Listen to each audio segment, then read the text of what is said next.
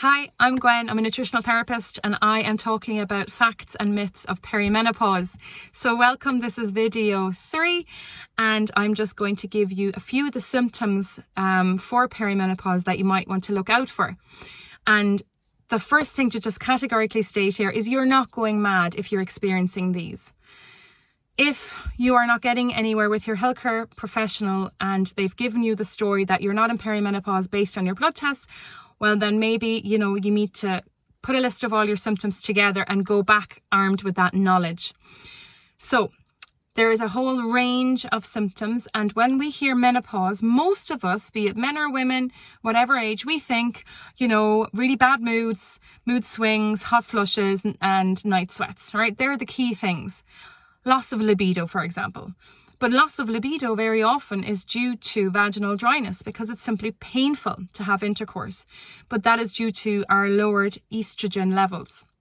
So dryness in general is something that very few people associate with perimenopause, but dry membranes, so dry eyes, for example, the vaginal dryness that I mentioned, but also dry skin, dry scalp, dry ears, so dryness. And that is due to the lubricating effects of estrogen.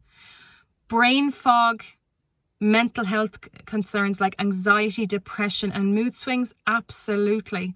We do have the intolerance to the extremes of temperatures. So some women would say, about obviously the hot flushes. So these are the vasomotor symptoms, but also can be the night sweats at night. But I just think feeling temperatures in more extremes is one of those not so recorded symptoms that I'm getting feedback from my own clients.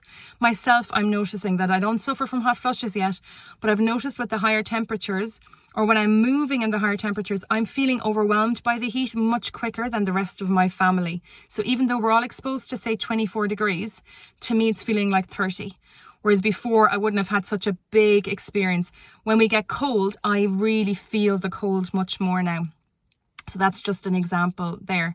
And then in my last video, I mentioned joint and muscle aches. This is very common. For me, it was in my my wrists, but like back pain, getting up all stiff and sore seems to be really common for a number of women as well. Irritability is huge. So your mood just changing very quickly. There's a name for it called menorrhage, and it is going from 0 to 100 like that, So the example that Catherine O'Keefe gave, she's the wellness warrior. She said it's like a fly flies by you. You're fine. The fly goes and you're in a rage. So that is absolutely one of them. So you're finding it harder to keep calm and cool, and the overwhelm is just much more. But there are many, many others, right? So there's your quality of your hair and your nails changing. You're losing a lot of hair, tinnitus, snoring, the weight gain around the belly, the fact that maybe foods are affecting you that weren't affecting you before. You can't lose weight. These are all symptoms associated with perimenopause. There are many, many more. The obvious one that I'll finish this video with is changes to your menstrual cycle. So most people would say, oh, you just start missing some. But don't forget that perimenopause is also called second puberty. So you might start experiencing really heavy, really painful periods where you're flooding, you're bleeding for 7 days, and your cycle might get shorter for some women, longer for others, or it might alternate. All right. You also start skipping ovulation, which is why you may skip a period as well.